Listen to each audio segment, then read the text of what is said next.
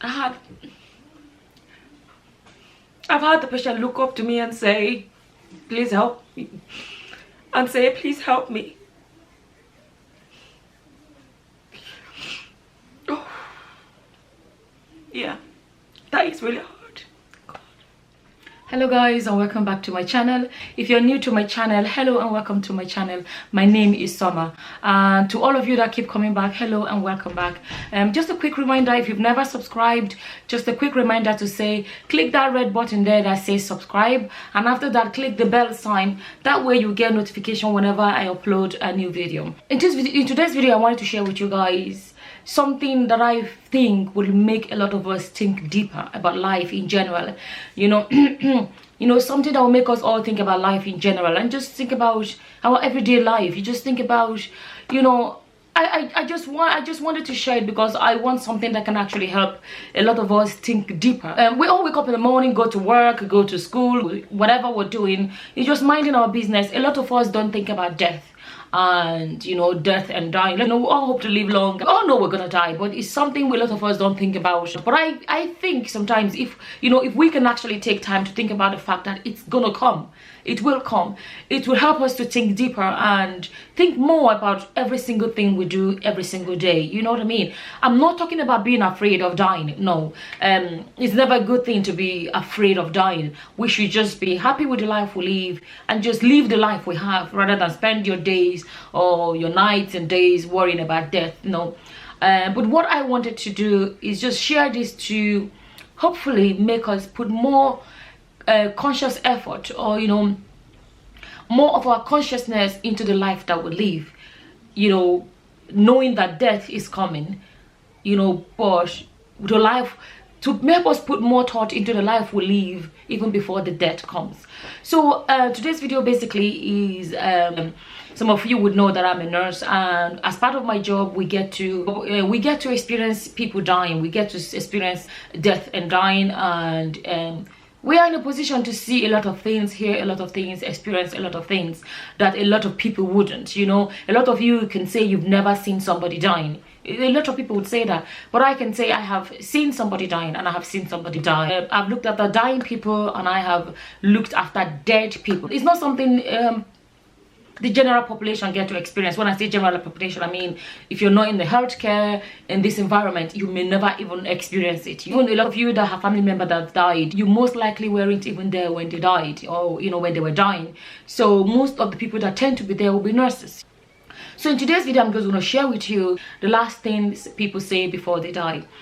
I'm going to be talking about my personal experience and experience of friends that are nurses and other people and other nurses. And I will also talk about from my personal experience. The last thing people say before they die, you would find that, you know, typically the kind of things people would say would be things like the goodbyes and I love you, and you know, people tell family members. Some of the things people say last would be things like don't cry, you know, things like, this is a video I would just I would try, like I'm a very emotional person. I am, like, if I'm angry, you know I'm angry. If I'm happy, you know I'm happy. If I'm sad, you know I'm sad.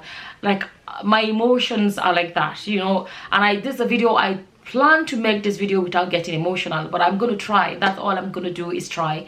But if you watch some of my videos, you will know that sometimes I can get emotional. It's just how I don't know how to hold back.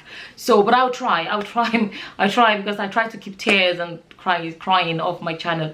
So what you would experience the most is people saying things like I love you, leaving messages for family members and saying things like, will you tell my wife that I love her? This is if it was happening too quickly, and maybe the family is already on the way coming over to the hospital, and they want to say these things because they know, like, you know, sometimes people know, some people know that this is about to happen, and they always want to just say something, you know, today, and the family is not there. Even sometimes when the family are there, they would say things like I love you, or they would say please don't cry. Or they would, if the family are not there, they would say things like, can you tell my wife I love her? Tell my son that, you know, this. Tell my family, you know. There'll be people that would say things like, can you tell my family to look after themselves? You know, things like that. There have been people that they got the chance to have the family over, and you know, they say things like, you know, forgive me. They could say things like asking for forgiveness. I'm sorry that I did that to you. I'm really sorry. I just hope you can forgive me. Or they tell their family or their children, please look after yourselves. Please, you know, love each other, you know. Or things like, please don't cry. I'll be fine. That's like typically what, you know, things like that, that, you know, they would say to their family and friends. I love you, you know, stuff like that. But I notice a lot of the time, people actually that are dying worry about their family that they're leaving behind. They worry a lot about them. You know, they feel like they're leaving. They always worry about their family. Would their family be upset? Would their family be devastated? How would their family cope with their death? Would their family be distressed and crying, devastated? That seems to happen. So this is typically what would happen with families when they get, if they have the chance to speak with family. So now I'm going to talk about things they say to a nurse. So from my personal experience, the ones that when it comes to people, what people say last before they die, the things I found the hardest is, through my time nursing, I have found that there are some I can call good death, like if somebody is very old and they're kind of ready to go, and they're just so ready, the family knows, everybody come, the doctors know this person is terminal, this person is dying, and the family know, and they come and they say their goodbyes, and they maybe like peacefully fall asleep and die. I can say from my time in nursing, I can say those are good deaths. Like, they kind of made peace, and these people are tired. They're so old, they're tired. Like, there are people that are so tired, they're ready to go. Like, if you know what I mean, they're so ready to go. They feel like, I've lived my life, I've been on earth for such a long time, I'm ready to go. And they get the chance, and the family fly from all over the world, and they say their goodbyes, you know, and they kind of fall asleep and go peacefully. I call that good death. I call it good death because it's not like they won't be maced or whatever, but everybody kind of like is ready. There's nothing sudden, you know. Some of these very old people feel like, yeah, I've done everything I have to do. But if it's somebody that's young and that's not ready to go yet, somebody that has young children, somebody that has, if it's somebody that has young children, and or they always, or maybe the wife is pregnant, or you know, they just have so much to live for, it is much harder. And I hate when people die in pain. And another thing I hate is like, I've experienced people die with respiratory problems, and they are gasping, and their eyes are bulging, and they are struggling for air. I find that hard. Okay, some of the last words that I have heard people say are things like, when somebody looks at you, you can see the fear in their face. And you can see the fear in their face, and they look at you and say, am I dying? They look at you really distressed, and they ask you, nurse, am I dying? I find that really hard, you know, stuff like that. I have had patients say to me, please, I've had the patient look up to me and say, please help me, and say, please help me.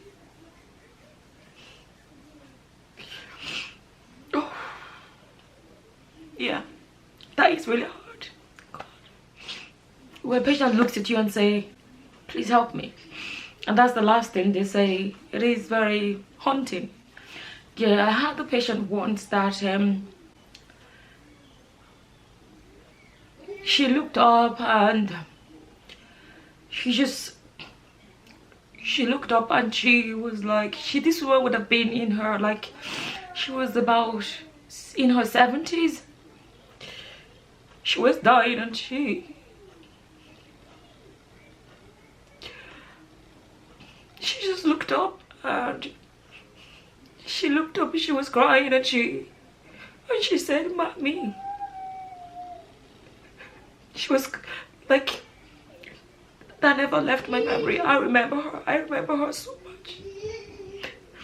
I remember her name too. And she looked up, and she called Mommy.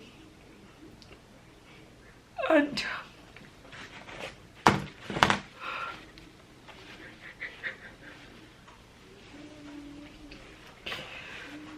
it's like, when I remember her, it's not just that she said Mommy. something else that stuck with me is the voice with which she called her. The voice with which she called out to her mother. She called out to her mother like a child. Like she sounded like a baby. She just called out to her mommy. That never left me. I just could never forget her. You know. And some people have asked for a drink. You know, some people have asked for a cup of tea or just drink. I'm thirsty. You know, stuff like that. So yeah. Why I really wanted to share this is this: like, there are people that when they're dying, they have regrets and they say, I wish I had traveled. I wish I had done this. I always wanted to do this. I never made time to do it. Some people that are dying after just a year of retirement, and they regret working so hard all their lives because they realize there's so much they didn't get a chance to do. You know, that happens where people just really regret the life they've lived, or the life they never got the chance to live, or, you know, things they never did, you know, and, you know, things they never did that they wish they had invested their time doing things they loved. So this is actually the real reason I want to share this video. I want to make this video and share with you guys. You know, a lot of us sometimes forget about what really matters. We chase the shadows. We chase so many different, you know, we chase things that we shouldn't. We chase. We forget to actually live a life. You know, I know sometimes, unfortunately, life throws all these things at us and we have no choice but to just chase and chase and chase. I think people should take the time and really process this whole thing and ask yourself, you know, have I done the things I really want to do in my life? I have things I haven't done that I would love to do in my life, but I'm working towards them. Like, are you happy with the life you have? If you were to be dying tomorrow, will you have regrets? You know, don't forget that you have the time now to work on the things you want to achieve. Do them now. Don't be that person that's dying and saying, I wish I had done this. I wish I had done that. If you want to travel, you may not be able to afford it, but are you working towards that? Don't put your dreams and aspirations in the back burner. I'm not saying jump up in the morning and quit your job, but maybe try finding ways around it to get away from that and get into a place where you can achieve what you actually want to achieve. But don't waste your time on things that don't matter. Start spending your time on things that will help you towards what you really want to achieve with your life. Are you working towards that? You know, I wish I had done this more. I wish I had done that more. I wish I had tried this. You know, this time you're still alive, you're still, you know, you still have your life. Are you working towards those things you always really want to do? Do not be that person that will be dying and regretting the things you never got the chance to do. You know, it could be something as minor as think about that thing you've always wished to do. Do not put your dreams and aspirations in the back burner. This is life. You only live once. Like I say to friends sometimes, you know, this is not a choir practice. You know, choir practice, you practice this and you be like, no, we didn't do it well, you say, no, we didn't do it well, let's try it again. This is life. There's no practice. This is it. You know, spend your time and start doing the things you really want to do. Do you have a job you really, really hate? Get out of that job. Don't jump out. I'm not saying jump out of it, but have you started working towards it? Have you started applying for other jobs? Think deep. What is that thing you've always wanted to do? What is that thing you wish you really want to do with your life? You have the chance now. Start working towards it. Start doing it now if you can, but if you can't, start working towards it. This is life. You only live once. You know, there are a lot of things you can achieve, but you haven't even tried. Start trying those things. Ask yourself, what is the thing that I do not want to regret? I never got the chance to do it. Start doing it now if you can. If you can't, start working towards it. I really, really do hope you're not going to be that person that's going to be dying and having regrets of the things you never got the chance to do. I just wanted to share this with you guys today, and I really hope that inspires you to start chasing your dreams and start working towards what you really want to do with your life. Thank you all for watching. Until the next time, guys. Bye-bye. Bye. It's goodbye, friends, and goodbye, folks.